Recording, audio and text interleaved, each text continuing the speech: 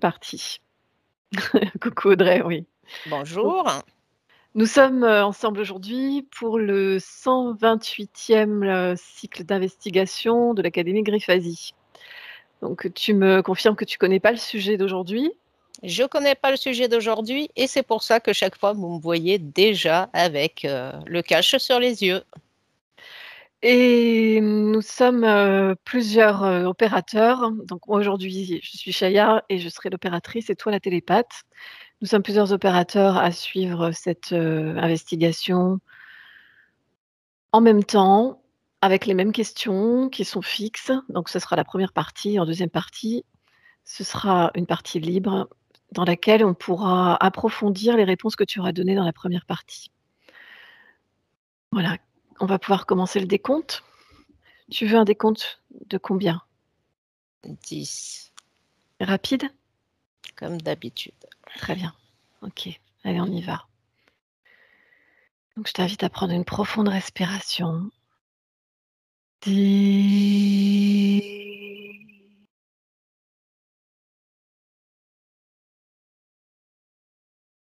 Na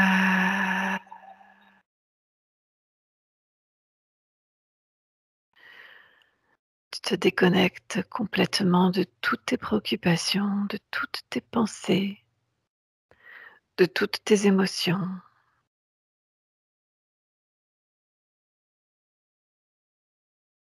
Puis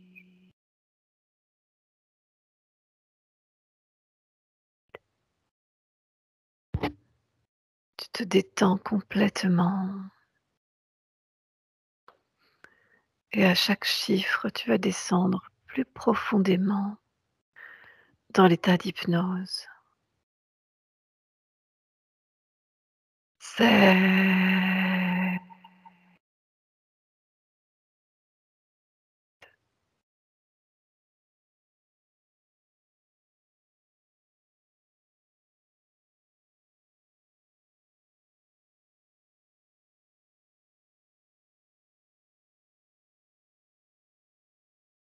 6.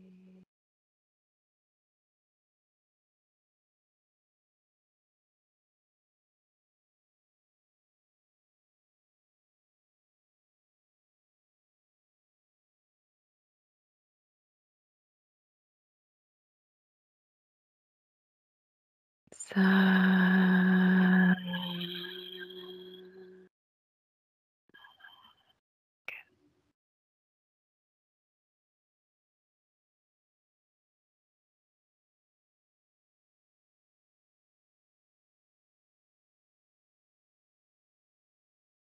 4.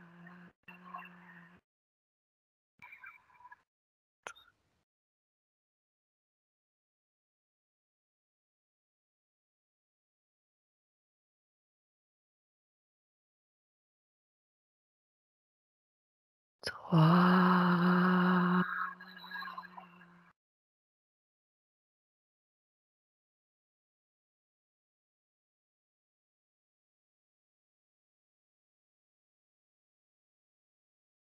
2.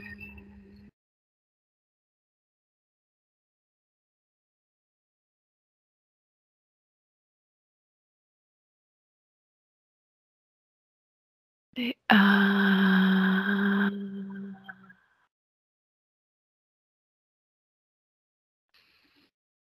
Comment tu te sens?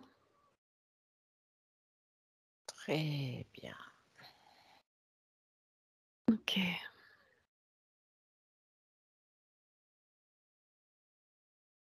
Alors, je vais compter de 1 jusqu'à 3 et à 3, tu recherches et décris l'origine des espèces exotiques de gris ou les espèces grises extraterrestres.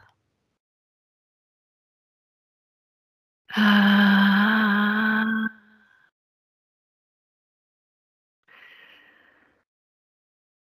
2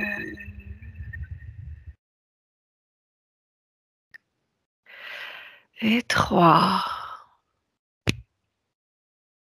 C'est, des petites armées. Effectivement, ce ne sont que des fourmis. C'est des êtres qui sont envoyés par d'autres. Effectivement, c'est le premier constat, les premières images. Après, je n'ai pas compris le concept exotique. Je ne comprends pas ce mot, ce qu'il vient faire dans cette question, parce que pour moi, exotique, c'est un oiseau exotique. Alors exotique, tu peux changer par, étranger, espèce, inconnue ou Ah, c'est-à-dire qu'il y aurait... on veut connaître les plusieurs styles de gris, c'est ça la question? décris l'origine des espèces exotiques de gris. C'est des choses qui sont fabriquées.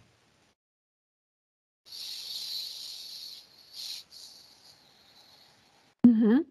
Qu'est-ce que tu as d'autre comme information? Pour l'instant, je vois juste l'espace et je vois ces escadrons et je vois, par exemple, bon, moi, c'est vrai que j'ai des facilités à voir les dragons. Donc, par exemple, je vois un dragon qui se sert d'eux. Là, j'ai commencé à voir des couloirs avec des reptiliens, oui. Alors, c'est dans un endroit et c'est vrai que ces êtres, c'est vraiment les ouvriers, hein. C'est eux qui font, qui viennent, je sais pas, ils doivent avoir la capacité de venir sur Terre, c'est les envoyer. C'est très gris comme énergie. On les appelle les gris et c'est pas pour rien parce que leur Mmh. couleur renvoie vraiment ce ressenti-là. C'est assez neutre. On voit que c'est des êtres. Ils ont une mission, c'est tout. Très bien. OK. Localise-les. D'où viennent-ils?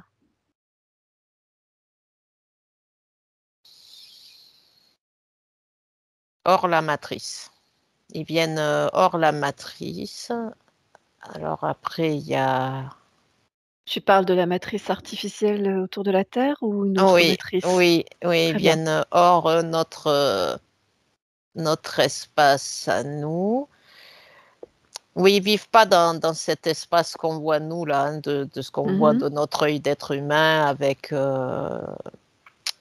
notre lune, tout ça. Ils sont au-delà de cet espace-là. Alors j'essaye un peu de voir. Oui, ils viennent de loin. Alors il y a d'autres dimensions. Alors c'est comme s'il y avait des tubes. C'est une sorte de... ouais, ils se téléportent, hein. Ils se téléportent, on dirait qu'ils se téléportent d'une dimension à l'autre. Alors après, ouais, les soucoupes, pour l'instant, ça ne me vient pas trop, hein. Moi, je suis pas trop...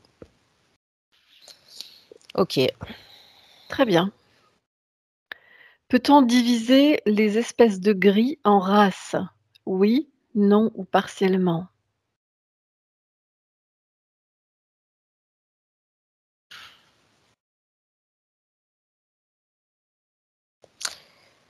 Ben là-haut, c'est des... Oui, nous, de notre vocabulaire à nous, on peut appeler ça race, mais en vérité, chaque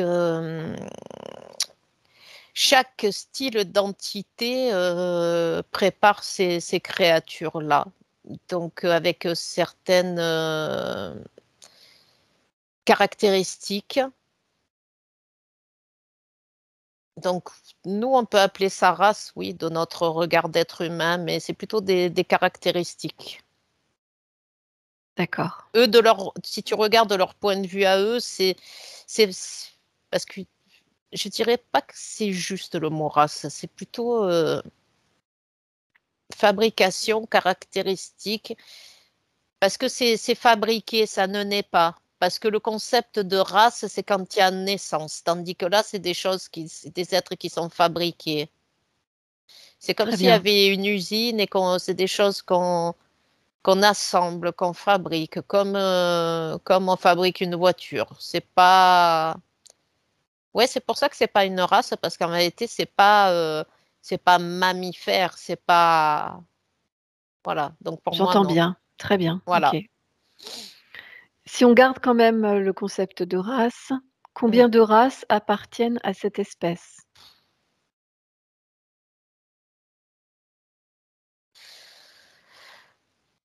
Beaucoup. Peut-être plus que 100, parce que chacun a des caractéristiques différentes. Donc, si on prend que chaque caractéristique sur un point, en vérité, c'est pas trop l'apparence qui compte, c'est plutôt leurs caractéristiques et leurs utilisations. Mmh. C'est-à-dire que je pense, enfin, je vois que c'est des êtres qui vont être monotâches. Et c'est pour ça qu'ils excellent dans leurs tâches, parce qu'ils sont pas comme nous. Ils sont pas multitâches, ils sont monotâches. D'accord, très bien. Une autre question, quelles sont justement les caractéristiques communes liées au corps mental des gris? Obéir, c'est tout.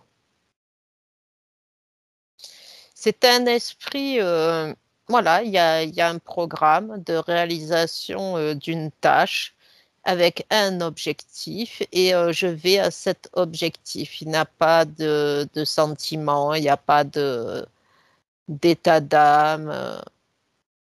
Ouais. C'est assez troublant et c'est assez,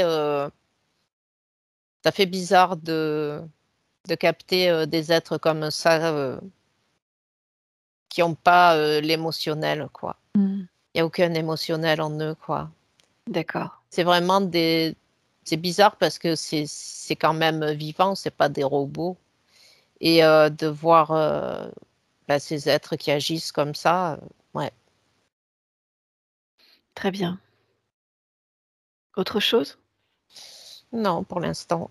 Très bien. Quelles sont les caractéristiques communes liées au corps sexuel des gris?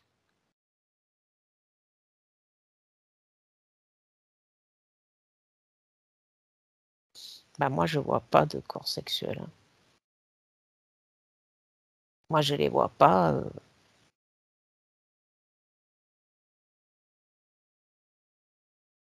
Pour moi, c'est asexué. C'est, ça, ils se ressemblent tous, quoi. Je sais pas comment ils se reproduisent, mais moi, je vois pas de femelle, hein.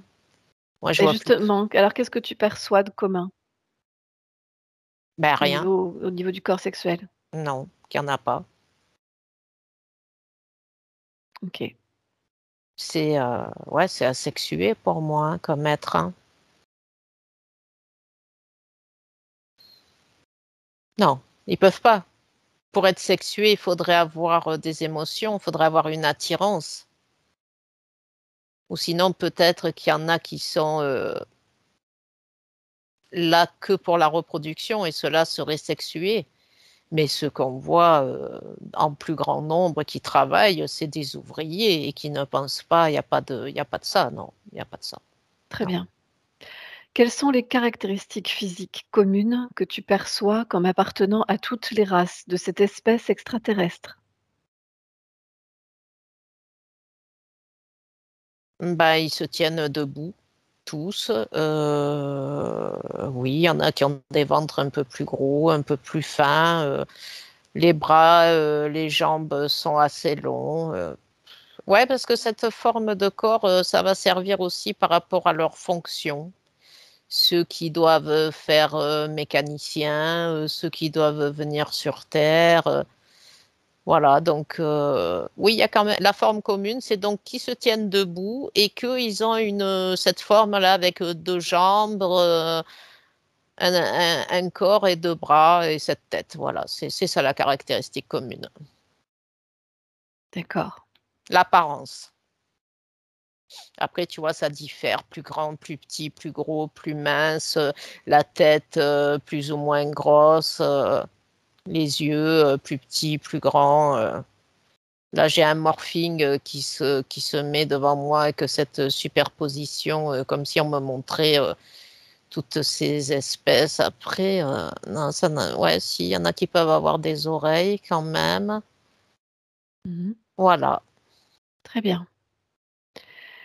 Quel est leur mode de vie et leur organisation sociale?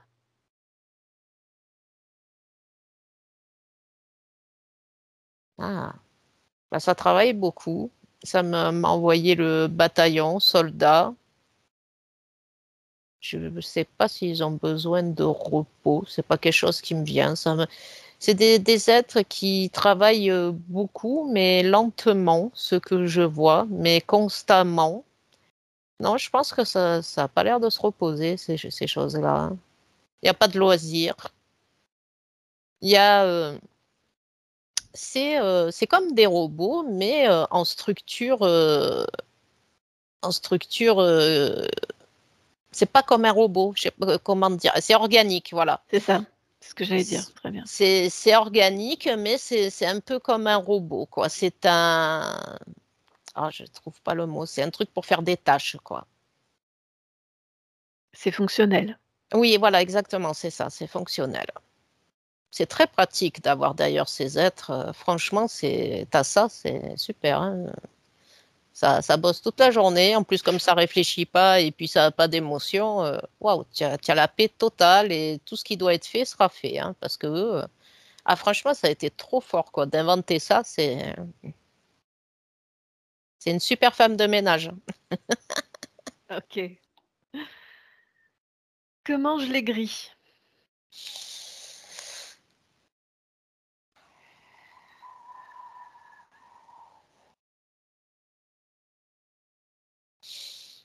Alors, je vois une matière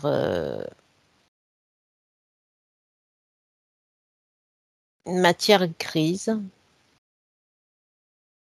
C'est comme un petit galet, mais ça a l'air, c'est pas de la pierre, ça a l'air plus mou. Et ils ont cette petite dose. Ils n'ont pas besoin d'être. Est-ce qu'ils. Non, à moins que. Ah oui. Ils pourraient prendre. Il y en a certains, ils peuvent prendre leur repas ensemble, hein. J'essaye d'avoir des informations. Ouais, je vais Mmh. essayer de voir quelle est cette. C'est un concentré. C'est quelque chose qui est préparé dans des turbines.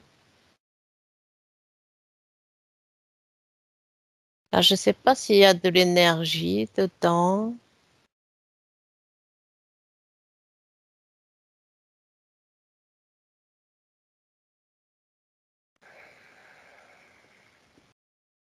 En tout cas, il y a une préparation qui est faite.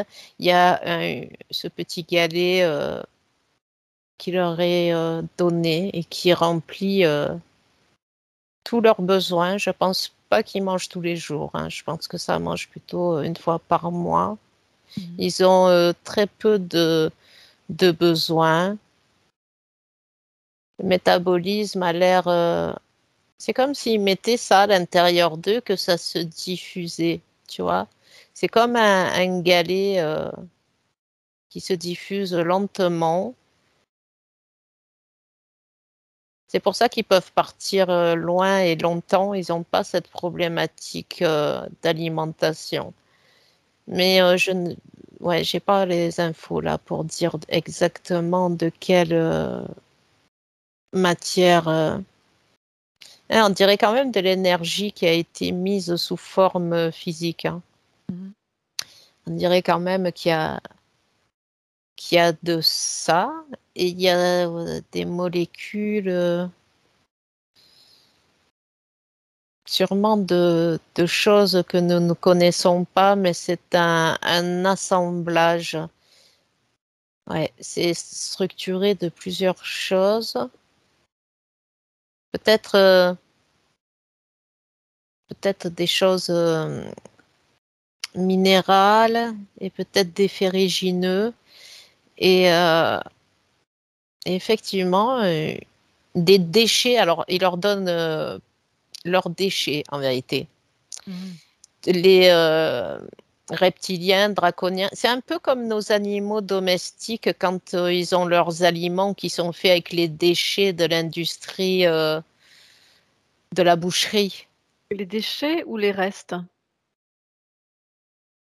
Les déchets. D'accord. Et leur donnent leurs déchets énergétiques qui sont mis dans cette alimentation.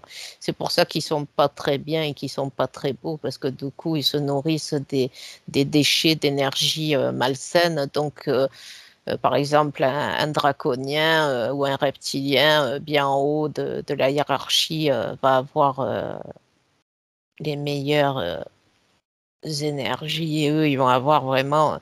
T'imagines les déchets d'énergie de souffrance. Mmh. T'imagines un peu la tête que ça peut avoir.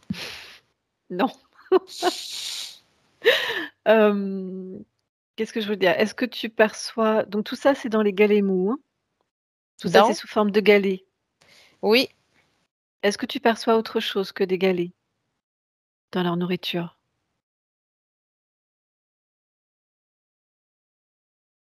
Très non, bien. il y a pas l'air d'avoir de liquide, hein. Et puis voilà, ce truc qui se diffuse longtemps ça m'a montré dans leur corps, OK, dans très leur bien. corps qui est très simple, hein. C'est vraiment beaucoup plus simple que le nôtre. Il y a pas tous ces organes, ça a l'air très, simpliste chez eux, hein. OK. C'est des résumés, ouais, c'est un condensé, c'est quelque chose de très, fonctionnel aussi, très simple, hein. C'est des êtres, dans leur fonctionnalité, dans leur création, ça a été très limité.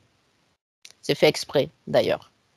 Parce que moins tu donnes de choses à un être, nous on est un peu trop complet justement. Et les grilles, au moins on leur a pas trop mis, dans la tête ni dans le corps, pour pas qu'ils soient trop, indépendants, autonomes et ça évite, là au moins quand ils partent en mission pour faire une chose, on sait qu'ils vont aller jusqu'au bout. Il y a pas besoin de les surveiller. Mmh. Très Tandis bien. que si c'était des êtres humains, oh là là, ça serait l'être humain, on sait jamais, dans quelle, voie il va prendre. Il peut toujours changer d'idée. OK, une autre question toujours dans le même domaine. Le régime alimentaire change-t-il entre les différentes races de gris? Oui, oui, alors ça va être, par rapport, pareil aux tâches qu'ils, effectuent. Après ça va être aussi, par rapport à quel, endroit ils vivent. Parce que les déchets, des draconiens sont pas forcément les mêmes que les déchets, des reptiliens. Mmh. Et mais sinon, il y a quand même, je pense une base, commune, hein. C'est comme les chiens, on sait que ça mange à peu près, la même chose, même si, voilà, tu as un chien, qui va faire, plus de travail, il va être plus nourri que celui-là qui fait rien. Donc ça serait un peu dans le même ordre, hein. OK. Dans la valeur nutritionnelle, ouais, ça dépend dans quelle dimension ils sont, avec qui, de leur fonction, et des choses aussi que dans cette dimension, ils ont sous la main. Voilà, après ils ont pas envie non plus de trop leur en donner à ces grilles, hein. Ces grilles, c'est un peu ils respectent pas trop, quoi, hein. C'est un Mmh. peu leurs esclaves donc c'est ouais, ils ont pas d'attachement à ces êtres, hein. C'est fonctionnel, hein. Oui. Très très bien. Mmh. Les gris peuvent-ils se matérialiser sur cette planète? Oui, non ou partiellement? Oui, oui, s'ils ont été conçus, pour, absolument.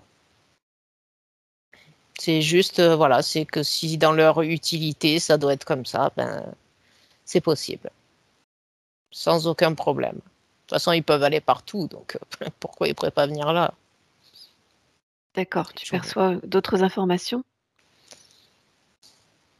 bah, de toute façon, ils bougent, partout comme ils veulent, tout le temps, eux, ils ont c'est nous qui sommes bloqués. Les autres, dans les autres dimensions, ils se déplacent aussi souvent qu'ils veulent et comme ils veulent. C'est que nous. C'est que nous qui sommes bloqués. Eux, c'est pas un problème. C'est rien de venir sur Terre, quoi. OK. Alors, puisque la réponse est oui, comment font-ils?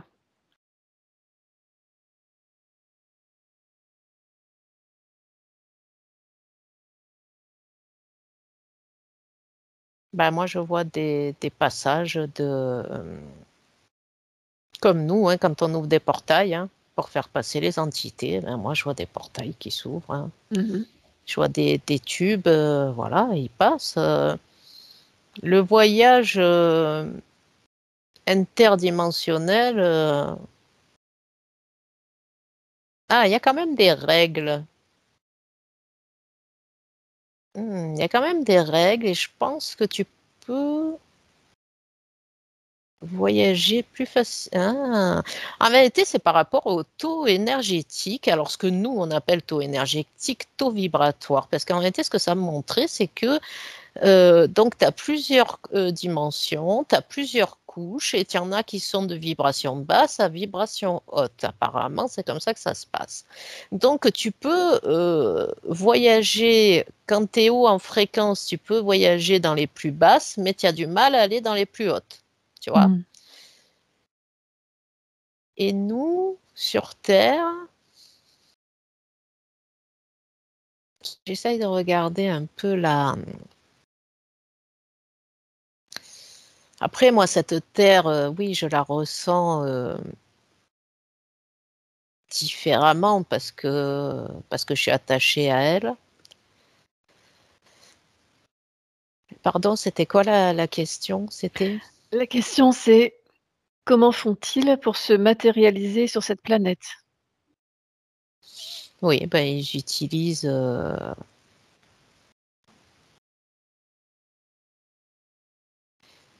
ils utilisent ces portails et Très bien, passent d'une dimension à l'autre. Alors moi, je n'ai pas encore, vu de soucoupe. Pour l'instant, ça me parle pas trop. Oui. d'accord, très bien. Est-ce qu'ils peuvent vivre sur la planète Terre? Non, de passage, pour faire ce qu'ils ont à y faire. Ils vivent chez eux, ils partent quand ils doivent aller en excursion.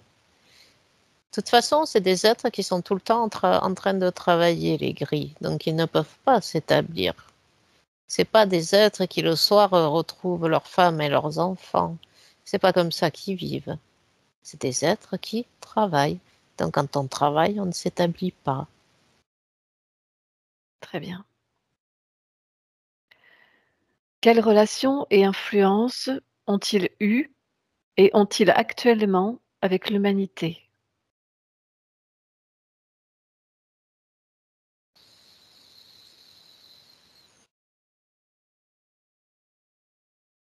Mais il y a eu des tentatives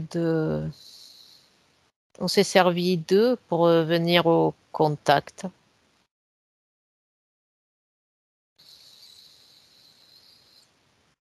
Ils nous observent. Pour eux, on est comme eux, quoi. On est des choses, hein. Eux, ils nous voient comme quoi la Terre, c'est un vivier. Et de Mmh. temps en temps, ben, ils viennent dans ce vivier, du même que nous, on élève les poissons et que de temps en temps, on en prend pour regarder, les mesurer. Le caviar, on leur ouvre le ventre, on prend les œufs. C'est exactement la même chose. Très bien.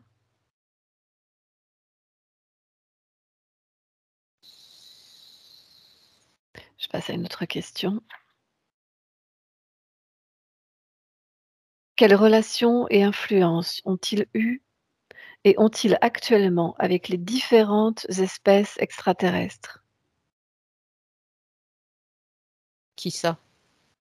Les gris ont-ils eu et ont-ils actuellement des relations ou des influences avec les différentes espèces extraterrestres? Quelles relations, quelles influences?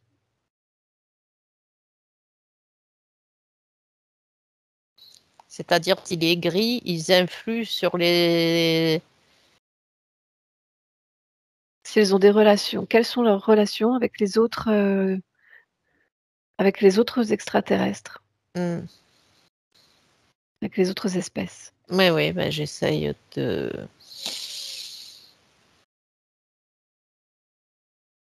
Ben, il n'y en a pas, hein.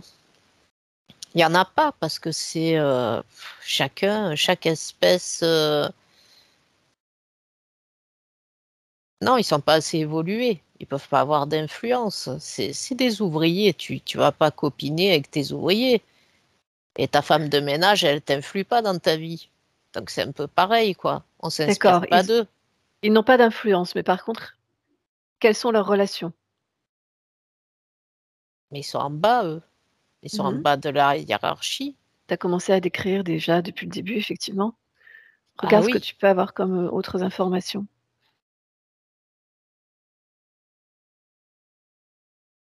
Non, à la limite, les grilles se font observer et on peut essayer d'apporter des caractéristiques supplémentaires pour qu'ils fassent encore plus de tâches ou d'autres tâches, mais c'est tout. Très bien. Non, il n'y a pas de... c'est pas des êtres inspirants, hein. Non, absolument pas. Ce Pas sont des déjà exécutants. des exécutants, mais ah oui, non, ils sont absolument pas inspirants. Quand on voit déjà leur apparence, on voit que c'est des êtres où c'est que c'est très limité. Ça a été limité dans leur conception physique, leur couleur, leur capacité mentale, motrice. Ah non, non, non. Très bien. Une autre question. D'innombrables sources rapportent que des extraterrestres gris sont souvent vus dans des cas d'enlèvement et de mutilation de bétail. Qu'en perçois-tu? Oui, je vois des grilles effectivement dans un champ, donc il n'y a toujours aucune émotion, c'est exécutant. En vérité, c'est pour analyser cet animal et ils vont analyser toutes ces... C'est pour faire un état des lieux de cet animal, de voir comment il évolue, ce qu'il y a il y a certaines données qui sont dans ses organes, dans son sang, dans peut-être qu'il y a eu des choses envoyées dans l'air. C'est comme si dans ces animaux, il y avait un disque dur qui prenait Mmh. des mesures fréquentielles. C'est comme si c'était un capteur de son environnement et qu'on venait relever le capteur. Donc, ils ont besoin de prendre, par exemple, on peut prendre un morceau de cette vache, une patte, un morceau de son abdomen pour le remonter au commanditaire et aller voir. Il y a quand même une étude assez approfondie de notre espace terrestre, hein, Très bien. parce qu'ils n'ont pas la main chez nous. Parce que le problème qu'il y a, c'est que c'est ça, on est trop, on est des êtres quand même assez puissants de par notre physique et surtout notre mental. Et ils n'ont pas tout à fait la même mise sur nous. C'est vrai qu'on est dans notre vivier, mais du coup, comme on a tous ces changements en nous, ces changements de direction, par exemple, on peut être à fond sur quelque chose et puis un jour, tic, ça nous prend dans la tête et puis on fait un virage à 180 degrés. Donc, on n'est pas assez prévisible et c'est ça sans doute qui pose problème dans ce déroulement. Après, il y a aussi ces sentiments d'amour, cette reproduction libre, ces fréquences-là. Tu veux dire qu'ils étudient ça? Ben oui, parce que du coup, on est assez imprévisible. Et Mmh. c'est ça qui les gêne. Mais vraiment, cette vache, elle capte vraiment. J'ai eu l'image, elle captait énormément son environnement. Des fois, ils balancent des trucs en direct, des fois, ils balancent des trucs dans l'air et qu'ils essayent de. Je pense qu'il y a des expérimentations qui sont faites sur ces animaux. Mmh. Il y a des choses qui sont envoyées. Alors, je ne sais pas si c'est fréquentiel ou si c'est des bactéries, des choses, mais j'ai vraiment eu cette vision-là, hein, de choses qui arrivent et donc ils étudient. Ah, c'est bizarre, c'est comme s'il y avait des petites puces en métal, tu sais, qui. Ouais, et oui, il y a hein, il y a vraiment des choses qui sont envoyées et qu'après ils viennent récupérer au travers de ces animaux. Donc là, tu parles de la mutilation de bétail. Oui, qui sert donc à récupérer des informations. Très Moi, bien. pour moi, c'est ça la mutilation des animaux. OK. Oui, Maintenant, il y a dans la question, il y avait aussi les cas d'enlèvement. Qu'est-ce que tu perçois comme info? d'enlèvement de personnes ou de bétail. Les 2.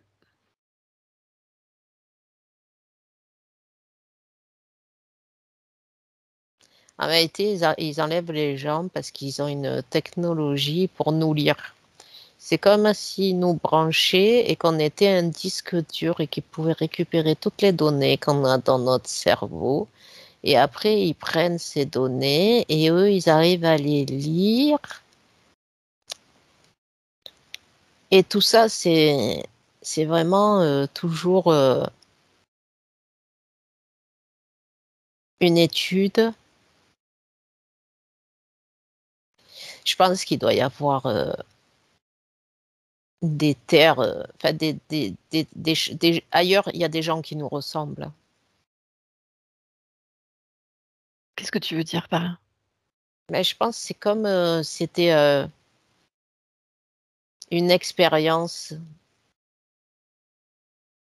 et qu'il y aurait plusieurs plans comme le nôtre. Et dans ce laboratoire, il y a plusieurs sources de données.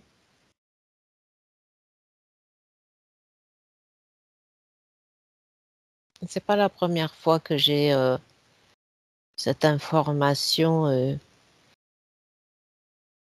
Ah, il doit y avoir d'autres essais de créatures similaires à. À la nôtre? À Oh l'humanité? ouais, ouais, je pense, hein. Ce qui D'accord. paraît très logique, hein. Ouais. On a fini les questions fixes, alors je te propose d'essayer d'avoir plus d'informations justement sur ces expériences.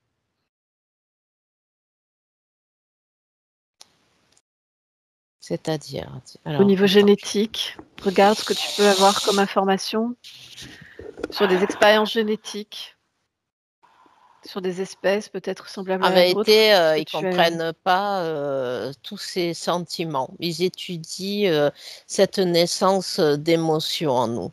Ils essayent Ah, ils sont en train de faire une grande carte immense avec. Ils veulent nous sonder et de savoir exactement de quoi nous sommes créés. C'est comme si le, notre mode d'emploi s'était perdu ou bien on a été créé d'une certaine façon, mais on a de nouvelles caractéristiques que nous avons développées Mmh. et il y a des choses qui les dépassent. C'est que la chose ce qui nous a fait, ce qui nous a créé, on dirait qu'elle nous a créé d'une façon et qu'après on a eu des caractéristiques qui se sont développées sans que personne ait la main dessus. D'accord. Ah, et puis aussi, nous sommes des êtres qui réagissons à notre environnement. Et alors ça, c'est quelque chose d'important. C'est-à-dire que, par exemple, ça me montrait l'évolution au travers du temps. Et par exemple, nos émotions se modifient au travers de notre habitat, des technologies que nous avons autour de nous. Et nous sommes en influence sur ce qui nous entoure et ce qui nous entoure influe sur nous. Mmh. Par exemple, en 1800, il n'y avait que les livres, c'était le début de la chimie. Et puis aujourd'hui, en 2022, nous sommes avec toute cette technologie qui nous entoure. Nos rapports sociaux ont changé. Notre émotionnel est en train totalement de se modifier. Ah, c'est comme si eux aussi, ah, voilà pourquoi ils sont en train de nous étudier. C'est parce que pour tirer notre énergie, il faut qu'ils nous étudient pour savoir comment il faut nous. C'est comme des vaches, pour qu'elles donnent du bon lait, il faut étudier l'alimentation que tu vas leur donner. D'accord. Et bien pour extirper le meilleur nectar, parce que finalement, on peut se défaire nous-mêmes de certaines choses avec toute cette évolution. Mmh. Alors, eux aussi nous balancent des choses de temps en temps, certaines évolutions comme l'électricité, tu vois, des choses vraiment pointues. Tu veux dire qu'ils essayent de continuer d'alimenter en nous certaines émotions qui vont nous extraire?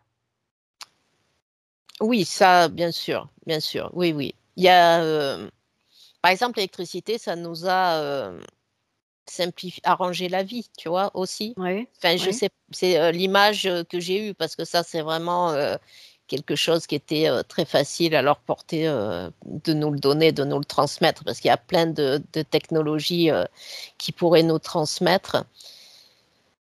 Donc, Donc en quoi ça a été utile pour eux de nous transmettre l'électricité? ben, ils ont rigolé quand on s'est électrocuté. Après, qu'est-ce qu'il y a eu comme ben, tout ce que ça a engendré derrière, hein. C'est comme si tu as des singes et tu vas leur donner un écran d'ordinateur et puis tu vas voir qu'est-ce qu'ils font avec une tablette. D'accord. Voilà, c'est pour voir, tiens, je te donne quelque chose et qu'est-ce que tu vas arriver à en faire. Mmh. Et je t'observe parce que peut-être qu'au travers de ça, il y avait des choses où cette électricité, ils en avaient peut-être besoin. Ça facilite peut-être certaines choses pour eux qui est cette fréquence, cette énergie qui soit présente partout. Du coup, on nous voit la nuit aussi. Intéressant. D'accord. Oui, oui, oui, c'est l'image qui m'a été envoyée de la Terre vue de loin. C'est comme si ça les attirait, cette fréquence de lumière, cette fréquence d'électricité. D'accord, ça les aide à nous repérer. On dirait bien. OK, donc nous sommes pas seulement un vivier de nourriture pour eux, mais nous sommes aussi des cobayes. Ah oui. Très bien. Est-ce que tu perçois d'autres informations concernant les expériences génétiques sur les humains? Oh là, ouf. Hmm. Franchement, c'est un peu salace, hein. Il y a vraiment des choses. Waouh. Ah, Déconnecte-toi au niveau c'est. émotionnel. Ouais, ouais, c'est Au vraiment. niveau sensation, tu restes observatrice uniquement. Ouais, mais je pensais pas à ce point-là, quoi. D'accord. Tu as vu la vivisection, ce qu'on fait aux animaux dans les laboratoires? Mmh. Bah, c'est exactement pareil avec nous, quoi. Mais sur des humains vivants ou morts? Ben, bel et bien vivant, hein. Quand il y a des maladies qui sont balancées, on est bel et bien vivant et c'est bien des souffrances, hein. D'accord, donc ils inoculent, dans les corps humains des je Oui, sais pas si c'est des bactéries, des virus, des choses qui vont faire que ouais, ça crée des oui. maladies dans les corps. D'accord. Ah oui, oui, oui. Fibromyalgie, par exemple, c'est le premier nom qui m'est venu. Très bien. Après, il y a vraiment ce que j'ai vu, c'était aussi les œufs avec, bah, il y a beaucoup de. Ah, ça fait vraiment un écho avec les femmes qui ont l'endométriose. Mmh mh. qui sont vraiment des reproductrices. Très bien. Elles Donc, il y sont a... utilisées, Ah elles oui, sont oui. on leur inocule l'endométriose, une maladie, pour les empêcher.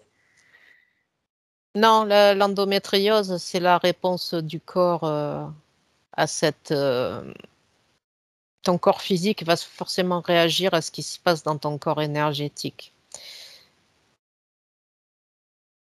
C'est en D'accord. vérité quand on t'inocule, par exemple, on te met des œufs en toi, tu peux, ton corps il va forcément se défendre parce que ton corps il a envie de l'évacuer. Mmh. Tu sais, c'est comme une métabolisation. C'est-à-dire que quand on te met quelque chose dans ton corps éthérique, tu dois l'évacuer par le physique. Donc ça se met en route. En réalité, beaucoup, mais je vois, c'est incroyable. Je pensais pas que alors, les maladies, apparemment, ça part du corps énergétique. C'est des choses qui sont là. Ça peut être émotionnel, ça peut être des choses que les autres, que notre environnement, ou des choses éthériques. Tu as plusieurs possibilités d'entrée et tu as ces choses qui se posent donc sur ce corps énergétique. Alors, c'est vraiment un mécanisme où c'est que le corps physique qui est relié à ce corps énergétique et c'est le corps physique qui travaille. Et Très bien. une femme qui a l'endométriose, alors si elle arrivait vraiment à nettoyer, je pense, son corps physique, elle pourrait évacuer certainement ses œufs, hein. C'est peut-être ça qu'on appelle les personnes qui ont des miracles ou des guérisons spontanées. En réalité, c'est ça, une guérison spontanée. Ce que j'observe, c'est d'arriver à conscientiser et à faire ce qu'il faut afin d'évacuer ce qu'il y a dans ton corps énergétique. Mmh. Bien sûr. Très bien. Ah, mais ça n'avait jamais été aussi clair que ça. Je n'avais jamais, je l'avais peut-être lu, mais là je le vois, le mécanisme, et c'est vraiment le corps physique, on a tout pouvoir en ce corps physique, hein. Vraiment sur les maladies, il faut juste trouver les bons leviers et arriver à bien avoir ce processus. On métabolise tout, hein. C'est très important. Très bien, Audrey. Déconnecte-toi de ça. J'aimerais que tu reviennes vers les portails que les grilles utilisent pour passer d'une dimension à une autre jusque sur notre terre. J'ai une info, ce qu'on appelle soucoupe volante, ça a été quelque chose qu'ils ont autour d'eux avec leur atmosphère dedans. Et nous, on le perçoit, c'est comme, en réalité, leur soucoupe, ça peut être tout simplement leur atmosphère de chez eux. Et c'est une bulle énergétique. Et nous, on voit ça comme une lumière et comme une soucoupe. Voilà l'info que j'ai. Très bien, je voulais te demander leur moyen de transport justement. Ah, et Est-ce voilà. est-ce que tu vois autre chose ou c'est essentiellement cette Ah, parce qu'il y a lumière? il y a plusieurs sortes. Ouais, il y a, là, j'ai effectivement cette image de soucoupe, mais on dirait que c'était un moyen qui est désuet maintenant. C'est quelque chose, c'était leurs deux chevaux à eux, tu vois. C'est vraiment les modèles basiques, là, le D'accord. truc en ferraille, hein, ils peuvent avoir d'autres choses, mais nous, ouais, quand on voit ces lumières dans le ciel, en réalité, c'est leur truc énergétique, hein. C'est qu'ils viennent dans notre dimension avec leur dimension à eux, tu vois. C'est comme si toi, tu prenais de l'air de sur Terre et que tu ailles dans une autre dimension, ça ferait peut-être une bulle lumineuse parce que c'est trop contrasté, ce n'est pas fait avec les mêmes molécules. Mmh. OK, bien. Déconnecte-toi de ça et une dernière question, j'aimerais que tu approfondisses les fonctions pour lesquelles on les crée. Alors tu as vu, qu'ils peuvent travailler dans les laboratoires pour des expérimentations génétiques. Mmh. Ils sont exécutants, ouvriers. Mmh. Quel type de fonction, quelles autres fonctions on peut leur attribuer?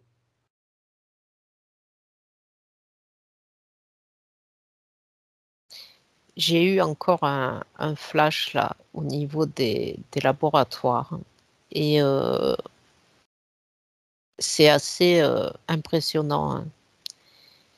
Il y a des endroits vraiment, c'est pas beau, hein. C'est pas beau, ouais. Reste observatrice. Oui, oui, je suis observatrice, mais Qu'est-ce que tu reçois comme information intéressante alors? Dis-nous. ben, je reçois que les personnes, disparues, il y en a qui sont là, hein. C'est ceux, qui sont, travaillés,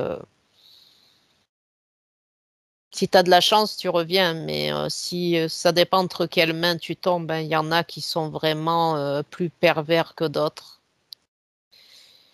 Il y en a, c'est vraiment des chercheurs et donc eux, leur intérêt, c'est que tu retournes dans ta vie, que tu continues pour qu'ils continuent à t'observer. Mmh. Mais alors il y en a, c'est des bouchers, quoi. Donc effectivement et puis ça peut être adulte, enfant, il y a pas de sentiment là-dedans, hein. Et puis on dirait qu'à l'intérieur de nous, il y a quand même une substance aussi,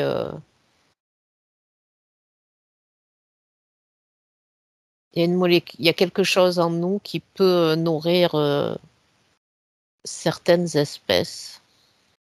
Je ne sais pas laquelle. Certaines espèces de petits gris ou Non, d'autres non, espèces? d'autres espèces qui les emploient. Oui. Pour D'accord, l'instant, donc j'ai vraiment la oui? ils seraient utilisés, les petits gris seraient utilisés par d'autres espèces plus évoluées, c'est Mmh. ça? Oui. Et leur, fonction, c'est d'extraire en nous la nourriture pour ces êtres plus évolués? Oui, ou ça peut ces êtres, plus évolués qui l'extraient eux. Eux, ils vont amener, voilà. Alors j'essaye, après quand tu m'as demandé leur fonction, ça peut être, des serviteurs, enfin ils peuvent être, vraiment, c'est comme si toi tu avais le pouvoir, de créer un être, chez toi, enfin plusieurs êtres pour faire, tout le boulot que tu as pas envie de faire ou t'apporter toute l'aide que tu as envie d'avoir, hein, Très bien, tu vois? très As-tu bien. d'autres questions? Je pense qu'on va arrêter là. OK. C'est déjà très intéressant Oui. tout ce que tu as récolté. Je te Mmh. remercie Audrey, je t'invite à te déconnecter de tout ce que tu as aperçu, tout et de tout cela, de toutes les entités. Tu fermes toutes les fenêtres ou portails multidimensionnels que tu as pu ouvrir. Tu récupères toutes tes énergies. Et je vais compter de 1 jusqu'à 3. Et à 3, tu reviendras ici et maintenant. Ah.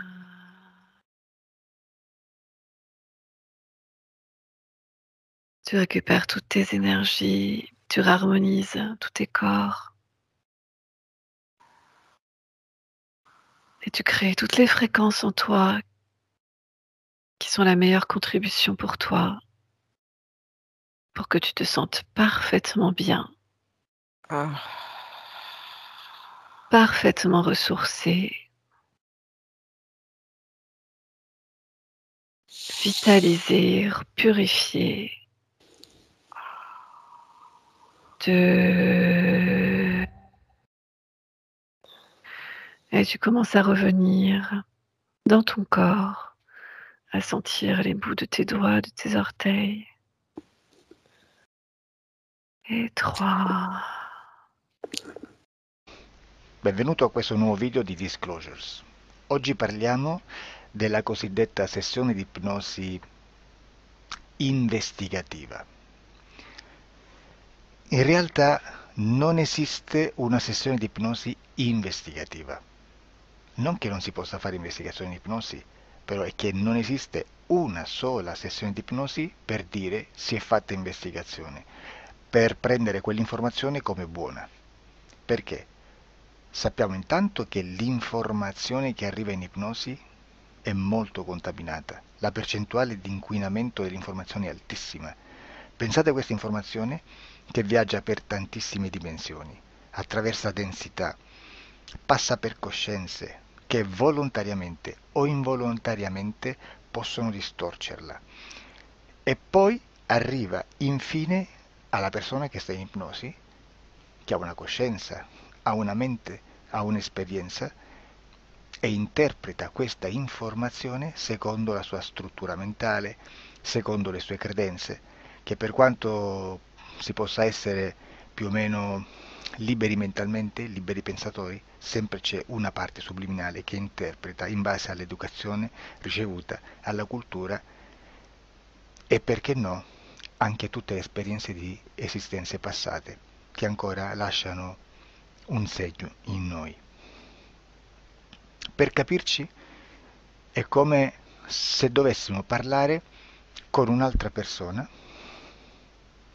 immersi nell'acqua, a qualche metro di distanza, cercando di utilizzare un mezzo, che è quello della corda vocale, che è fatto per produrre suoni da trasmettere nell'aria. Noi stiamo utilizzando questo strumento per far passare un'onda sonora nell'acqua o in un liquido.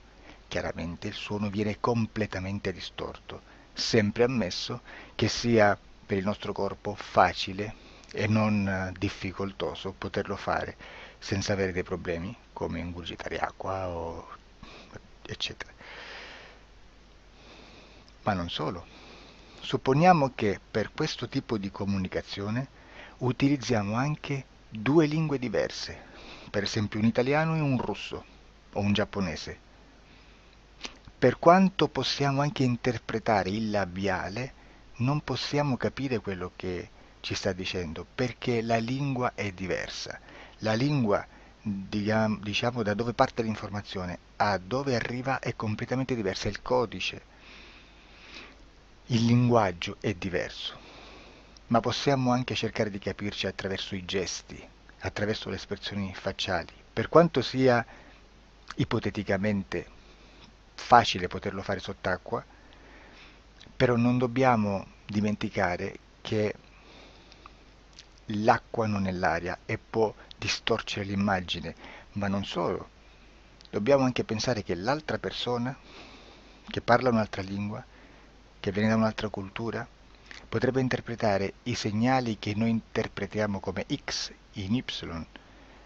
Per noi un sì è abbassare la testa dall'alto verso il basso, per esempio, sì, e il no da sinistra verso destra, no. In alcuni paesi orientali, come le Filippine credo o qualcun altro, utilizzano esattamente gli stessi segni, ma al contrario. No, sì. Immaginate due persone di queste due culture che stanno cercando di comunicare in maniera così difficoltosa e alla fine non gli rimane altro che interpretare il linguaggio corporale. Sì, che per l'altro invece no. Cosa voglio dire con questo esempio estremo? Che l'informazione da dove parte a dove arriva viene completamente deformata. Non sappiamo esattamente quale percentuale perché ogni situazione è a sé stante, però la percentuale di inquinamento, di distorsione, di contaminazione di questa informazione è assolutamente alto. Quindi fare una sessione investigativa, mettere una persona in ipnosi e chiedere di Tizio Caio Sempronio di una situazione o chiedere certi dati è assolutamente controproducente, è assolutamente inutile.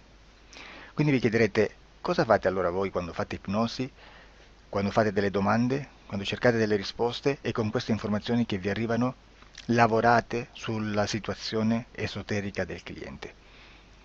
Beh, non facciamo altro che recuperare questa informazione solamente per arrivare al problema del cliente e poi lavorarci. Quindi il valore dell'informazione non è quello di un'istruzione, quello di memorizzare dei dati e di prenderli per buoni, ma è un veicolo di movimento, di trasporto verso la causa del problema per poi lavorarci. Quindi lo scopo di questo tipo di informazione che si prende dalla singola sessione è completamente un altro. Come si fa quindi?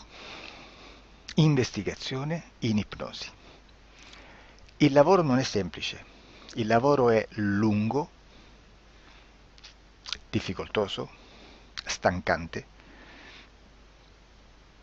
È necessario farlo anche in squadra perché bisogna moltiplicare il numero di sessioni da fare e una sola persona potrebbe farlo soltanto in un tempo estremamente largo.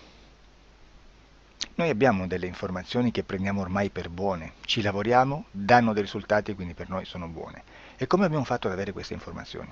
Per esempio, come facciamo a sapere che un extraterrestre chiamato il cosiddetto grigio è più o meno alto X, poi ci sono magari quelli anche un po' più alti, ma hanno un corpo strano, hanno una pelle grigio-verde, hanno degli occhi grandi a mandorla, neri, senza una pupilla visibile, non hanno quasi bocca né naso né orecchie, hanno soltanto delle fessure, non hanno organi genitali, hanno degli arti molto più lunghi rispetto alla proporzione che potrebbe avere il corpo umano, e di solito hanno meno dita delle 5 del corpo umano, eccetera, eccetera, eccetera. O se no prendiamo un altro tipo di essere che possiamo incontrare in ipnosi, come facciamo a dire che hanno delle somiglianze con i rettili, gli animali rettili terrestri o gli animali, gli invertebrati, gli insetti terrestri?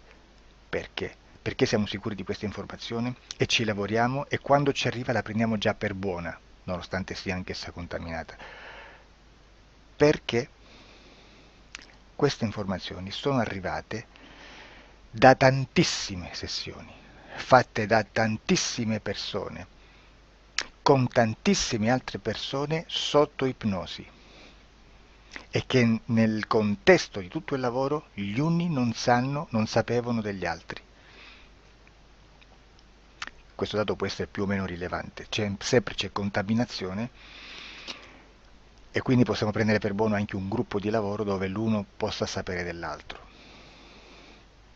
Ci potrebbe essere una contaminazione del contesto di quel gruppo di lavoro, ma si aggiunge semplicemente una piccola percentuale di questa contaminazione a già la grande che esiste. Non è così impossibile lavorarci. Da tutte queste sessioni, da questo grande numero di sessioni, migliaia, diciamo migliaia, noi prendiamo solamente quell'informazione che è uguale a tutte, che è in comune a tutte, o a quasi, perché magari qualcuna ci potrebbe essere niente in comune per una fortissima contaminazione, perché no?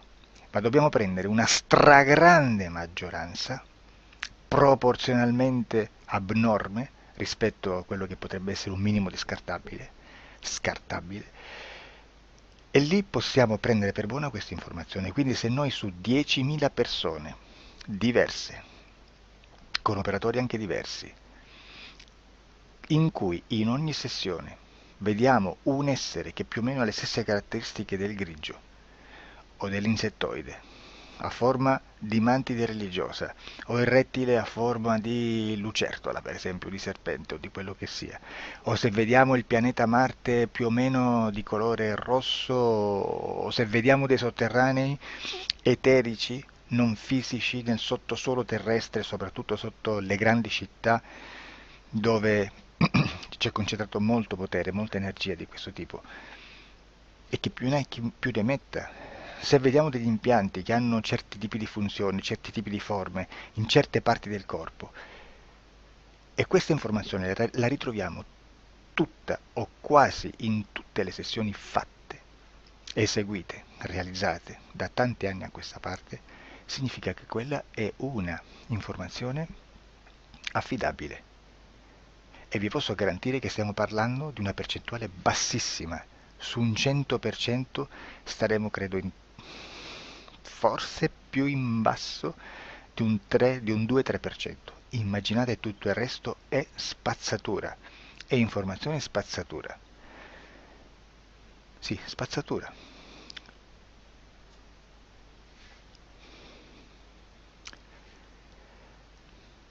C'è anche un'altra cosa da dire. Supponiamo che un operatore faccia un'ipnosi e voglia andare a vedere cosa fa Tizio, cosa fa Caio, cosa fa Sempronio.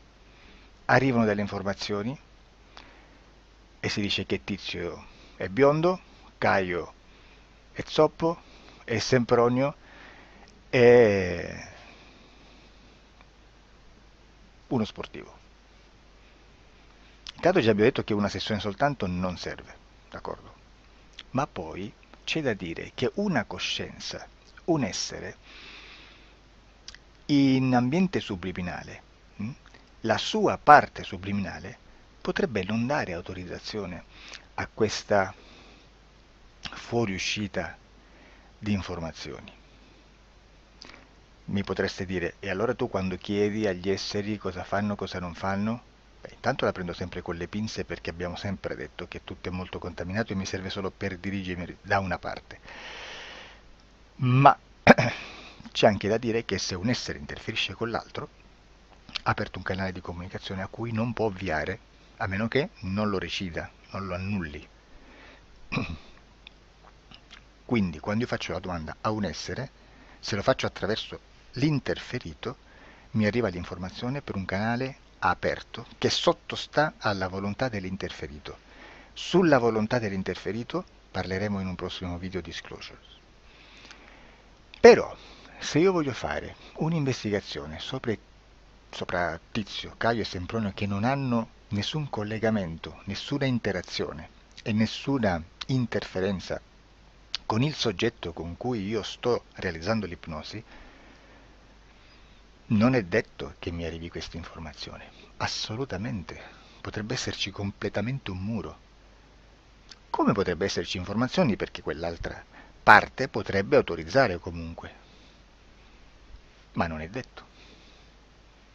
E comunque quando ci arrivano informazioni, in una situazione di non interferenza o non interazione, non possiamo sapere esattamente se sono informazioni che ha autorizzato la parte subliminale dell'altra persona o dell'altro essere, o qualche altro essere, qualche altra entità furba, approfitta della situazione, osserva quello che sta succedendo, si mette in mezzo, si fa passare per l'altro e dà informazioni, ovviamente distorte, prima perché non è detto che debba conoscerle, e anche se fosse potrebbe manipolarle a sua volontà e a suo vantaggio.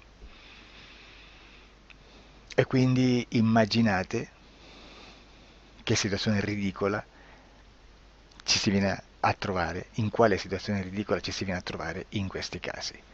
Da qui si vede quando un operatore riesce a utilizzare l'informazione in ipnosi come per lavorare su un soggetto. Da qui l'osservatore attento delle sessioni di ipnosi riesce a capire se quell'ipnosi è un'ipnosi affidabile, un'ipnosi con un livello di informazione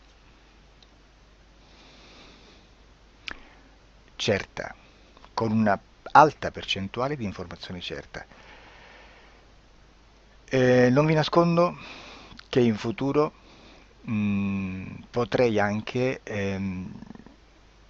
impostare un lavoro per decifrare che livello di certezza di informazione c'è in un'ipnosi, analizzandola e spiegando il perché, spiegando i meccanismi di analisi di un'informazione in ipnosi,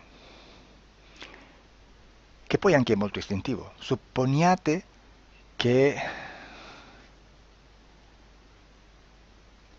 Supponiamo che dobbiamo cercare un'informazione su internet, per esempio un fatto di cronaca.